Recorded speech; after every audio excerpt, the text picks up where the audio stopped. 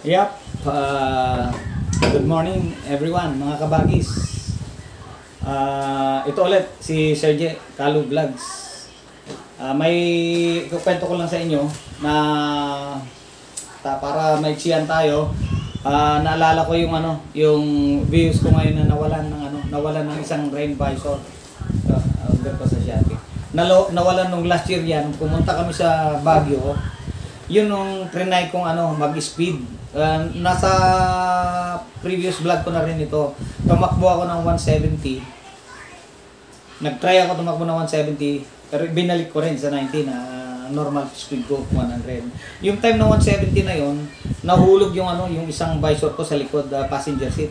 Nahulog. Since marami nang nakasunod at yung bilis namin, hindi ko na ginawang balikan pa yung nahulog na rim visor na yon. Kaya nangyari, inabot ng 6 months. Kaya ngayon ito, umorder ako sa Shopee ng kapalit ng tatlo na yun. Tanggalin ko na rin para may kabit ko, 4 ito. Worth 349 na rain visor galing order sa Shopee. So bago natin i-unbox, gusto ko sanang balikan ulit na sana huwag niyong kakalimutan mag-follow sa FB ni Serge Kalu Vlogs at saka sa TikTok, YouTube, para naman lagi kayong makakapanood sa mga susunod ko pang vlogs. Actually yung mga vlogs ko parang variety yan eh. Una, travel, cooking, exercise, entertainment, halo-halo na yung nangyaring vlog ko dahil minsan hindi natin alam. Kunyari mag-travel ako, yung travel naman ang i-vlog natin. Pag may time na magluluto ako, kahit na maiksi lang, yun ang luto ang i-vlog natin. Kaya huwag sanang kalimutan, lalo na yung mga dati ko ng subscribers, shout out sa inyo lahat. Yung mga bago na nag-subscribe sa akin, nag-follow sa akin sa Facebook, maraming salamat at sana supportahan nyo si Serge every time na makita nyo na may bagong vlog. So, kumbaga sana without further ado, alina't buksan na natin itong rain visor at i-check natin kung maayos nga. Na ibig sabihin walang damage. Titignan natin at i-try ko na rin ikabit pagkatapos. Habang binubuksan ko to, yung mga ibang grupo natin dyan sa mga Views Nation, marami pa rin tinatanong. May mga tutorial ako dyan na hindi naman ako master sa mga parts ng ng views natin. Kaya lang yung mga na-experience ko na napakasimple, lalo na yung mga paggawa ng sample ko lang, i-share ko lang ulit. Makikita nyo yung tutorial ko tungkol sa mga cabin filter, engine filter. Ako na naggagawa dahil sayang din kung ipagawa sa iba. Andyan naman yung mga YouTuber na kagaya natin, makakakuha tayo ng idea doon na hindi na natin paggawa sa iba. Sayang din kasi ang pera. Kung mga simple lang, huwag lang naman yung mga parts ng makina, magtatanggal ka na ng mga iba't ibang parts doon sa pangilalim, hindi na natin linya yun. Pero yung mga simple lang, sa parts ng mga lalo na views sa akin kasi yung 2022, God bless nga pala, ay inabot na 2 years and a half at sana naman pagtiyagaan na mabayaran namin kasi alam nyo naman, hindi natin pagkaila hulugan yung mga sasakyan. Kaya ito na yung rain visor OM. Sandali yan natin. Kaya malaking bagay yung yung mga nagbabasa, magsipag lang kayo yung mga kapwa may kotse sa atin na yung mga simple hanapin nyo sa YouTube. Marami tayong kaibigan diyan. Maraming nag-tutorial sa YouTube na pagtiyagaan natin, pag-aralan para hindi na natin pagawa sa iba. Sayang din. Kahit sabihin mo 200 pesos, 300 pesos yung pagkabit, sayang pa rin kung napakasimple at pwede mong gawin. Ito na yung Okay. Ito yung malamang sa likod dito. Okay. Halina't Halina. Dali lang. Bago tayo mag-post, pakita ko muna yung itong apat nga ito.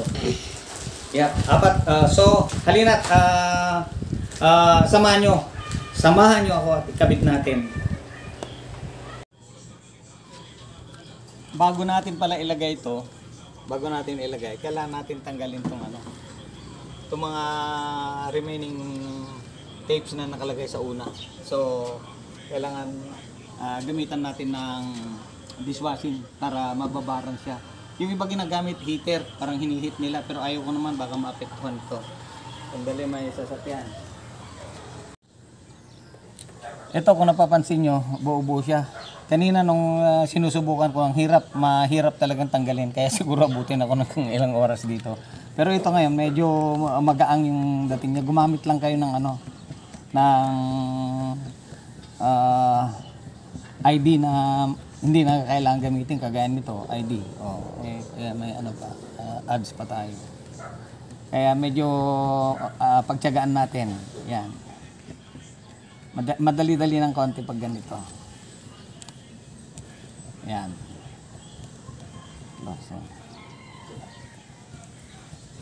Ayan, yung mga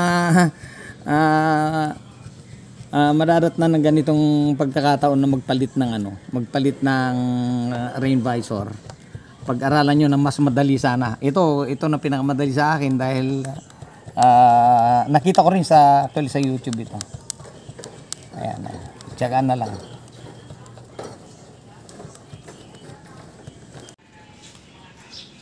Ito, kabit na natin to. Medyo parang hindi kaya sigurong ito lang yung tape lang ang ilalagay ko.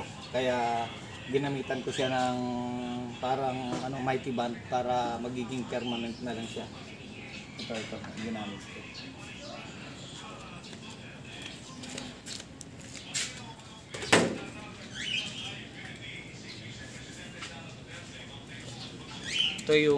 Ito yung ginamit ko para magiging permanent na lang siya. Tignan natin.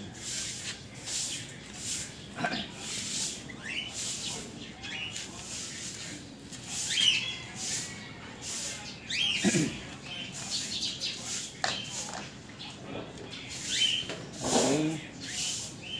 Kabit.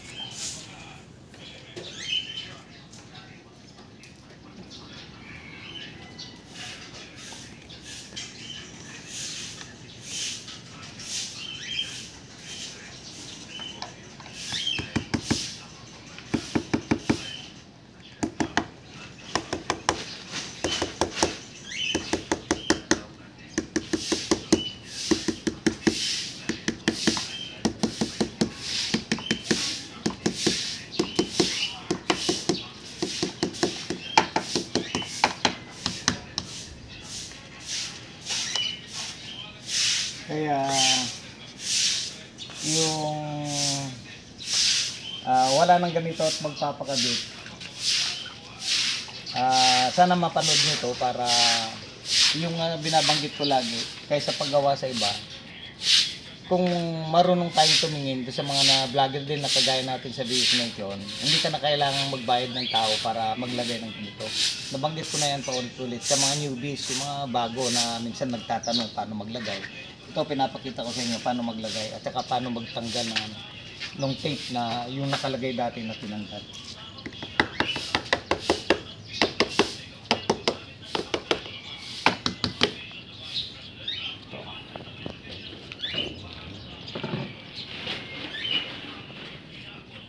May tape na tinatanggal. Ito, tape, tinatanggal muna to.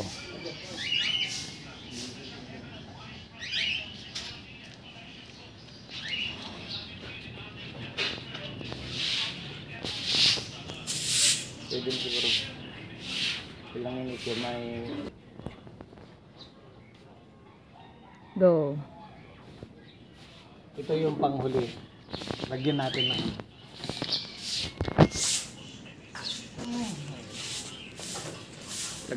ng mighty band.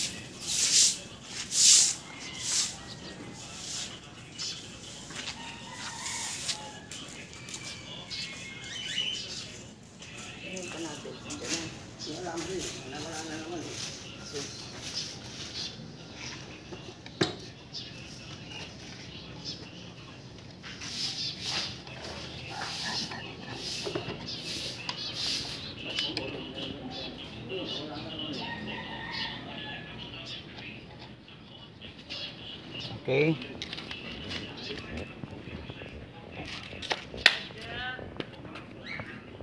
Okay. Last but not the least.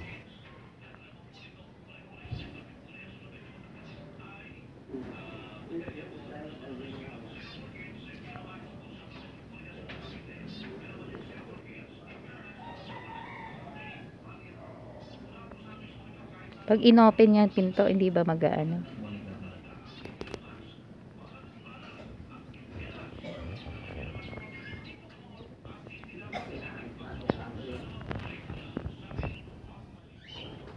Okay, hanggang sa susunod na lang uli na vlogs natin regarding yung mga bagay na dapat natin ikabit sa mga videos natin.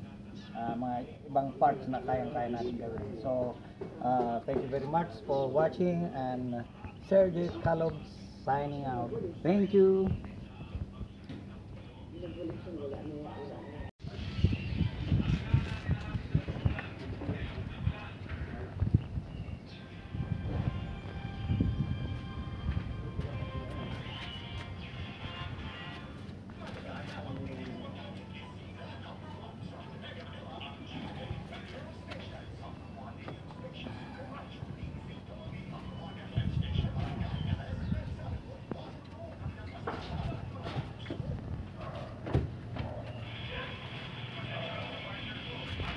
Dapat pala may before after Na ano? na picture tsaka video. Picturean mo naman ang kinakarit natin yung ay tinatanggal natin.